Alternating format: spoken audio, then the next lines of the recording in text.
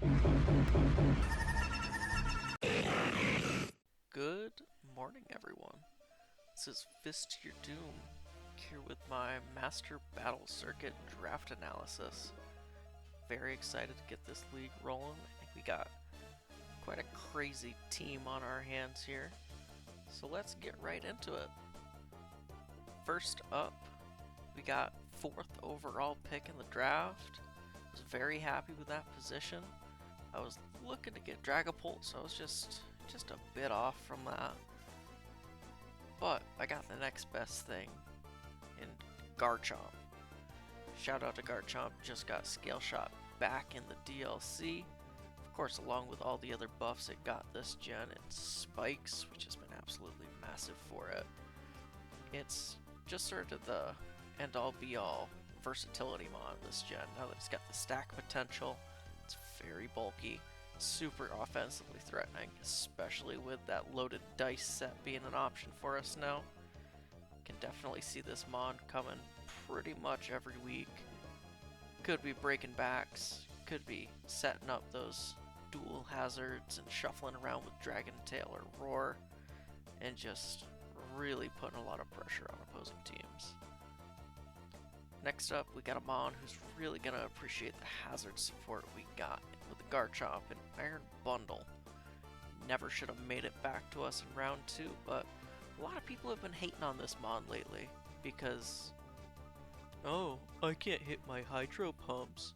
I lost a game because I missed 4 Hydro Pumps in a row with Iron Bundle. Meh meh meh. Yeah, those people are fucking bitches. Real ones just hit and they win, because the bundle is fast as shit at 136, and it hits like a freight train. It's got pivoting and flip and U-turn. It's got all sorts of little utility pieces, taunt and encore. Not a ton, but it's everything it needs to really just help round out some sets every week. Very excited to be able to pair it up with a Garchomp. I think it's going to be awesome to have such a water breaker to pair alongside that Chomp. Then with the round 3 pick, we actually got one of the most generic pairings to go with Garchomp this gen in Goldango. Goldango, it's generic because it pairs so well with Chomp. Just blocks all forms of removal, lets Chomp stack those spikes up. It's a really good breaker, pressures those fairy types that Chomp's going to get threatened out by, and overall, it's got a lot of versatility in its kit. It can be a super bulky defensive Mon with recover sets. Its signature move, Make It Rain, is broken. It's like if you took Draco Meteor and made it so it can't miss, it's a steel type, and took 10 power away to give it 10 in accuracy. And oh, it only drops special attack by 1. So yeah, just fair and balanced Pokemon. It isn't too terribly fast, but we started off so quick at the beginning of our draft that it's not really a bad thing. I feel like this Mon's going to be able to put in a lot of work for us. And speaking of fast, round 4, for some reason, we got a Meowscarada. A Mon I've been meaning to use all gen. This is going to be the first time I've had a full season with it. And it's another one where I just don't understand how it was on the board still. It really just rounds off our speed on the top end. Chomp, Bundle, Meow is just blisteringly fast to start off in our top 4. And of course, Meow also has a lot of utility. Just like the Garchomp, it's got spikes and toxic spikes. It's got that stab knockoff just to bully those helmets and boots off of our opposing Mons. And it's got a lot of versatility. You can always do all sorts of crazy shenanigans with Protean. Definitely planning to do a little bit of cooking with this Mon this season. Very excited to get another pivot on here as well. The Bundle and the Meow flipping around, you turning around, getting the Chomp and the Goldie in. And we're also going to be getting our round 5 Mon in with those pivots in Azumarill. Mon that's gotten a lot of much needed love this gen. Did it really gain anything? No, not particularly. But Azu's finally just getting a little bit of showcase with how few fairies are around. This Mon can run bulky sets surprisingly well, but its claim to flame is going to be those huge power sets, whether it be Choice Band or Belly Drum, and just break teams in two. It's another one of those Mons that really benefits from some creativity in the builder, optimizing those EV spreads, because of course every point that you're investing towards attack when you have huge power counts twice as much. So I'm hoping to really just min-max some sets with it this season, hopefully do some back-breaking, which I know Azu is more than capable of. Next up, we got first of our 2 Terra Captains in Braviary. This is another mod that it's been so undervalued this gen, when really it's one of the best low-tier Terra Captains you can get out here with. It's got, of course, the immediate breaking power off a pretty high attack stat, and some very spammable stab moves. Finally got access to Body Slam this gen for your Sheer Force sets, and of course it still has that Brave Bird to just absolutely nuke everything. Do have the flying, fighting, and electric Terra options on it for this season. Felt like it would be nice to have something to resist electric, block some T-waves, kind of facilitate those setup sets. Flying is going to be our best breaking Terra option. And then a stab CC to go alongside with a stab Brave Bird is always such a good dual stab option that I felt like the best option to round it out on there. Definitely going to see a lot of choice sets on Braviary. Hoping to have some cleaner options and maybe agility, maybe some sub bulk up roost if one of our Terra options is good enough to just be a mono stab into a team. But I feel like this mon is definitely going to put in a lot more work than the 5 points we paid for it. Speaking of value Terra mons, we got our second up next in Espeon.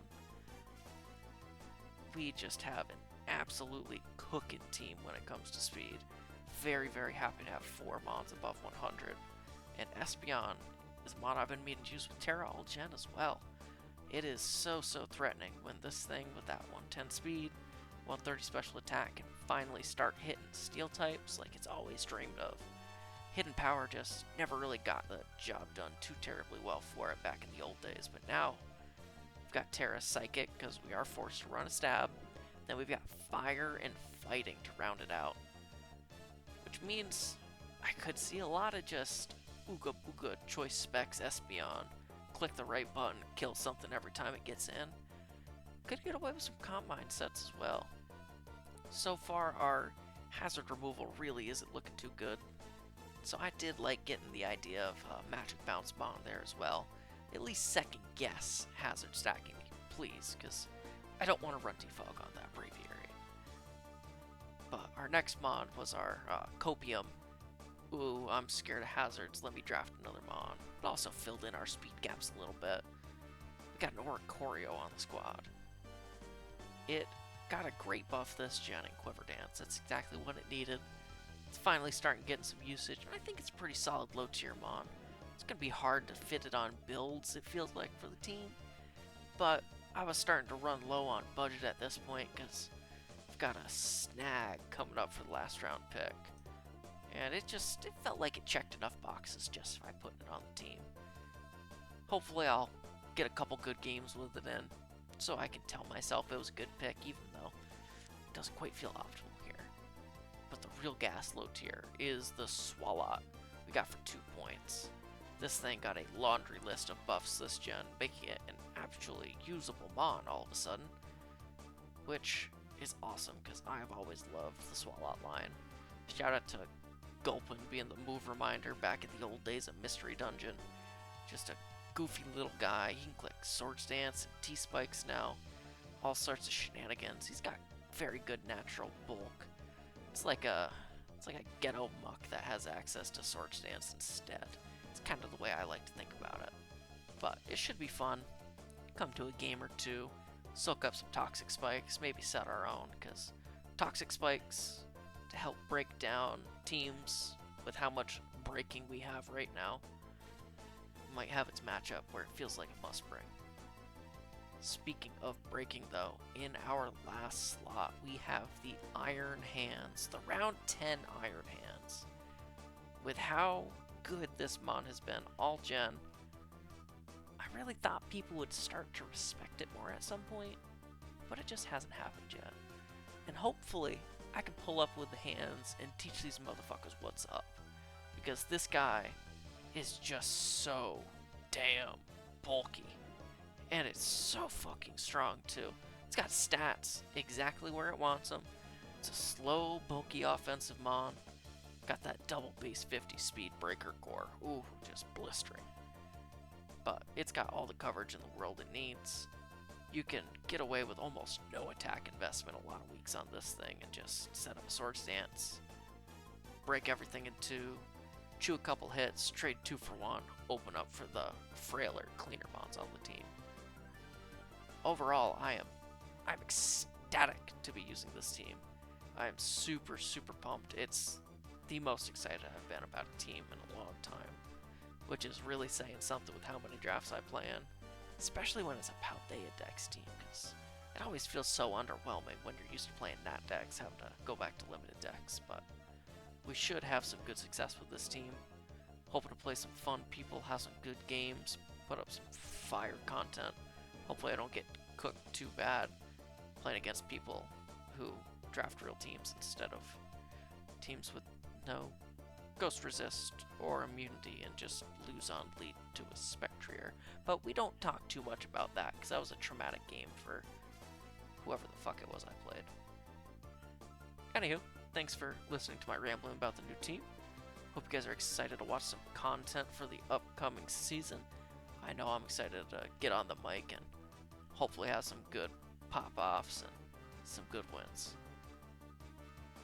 Again, thank you for watching. Look forward to our week 1 game coming up next Sunday. I already played it and I can tell you it was a super fun game. If you enjoyed, be sure to subscribe, drop a like, be sure to stick around the channel because we're going to have some more content pumping out. Thank you again for watching and good night.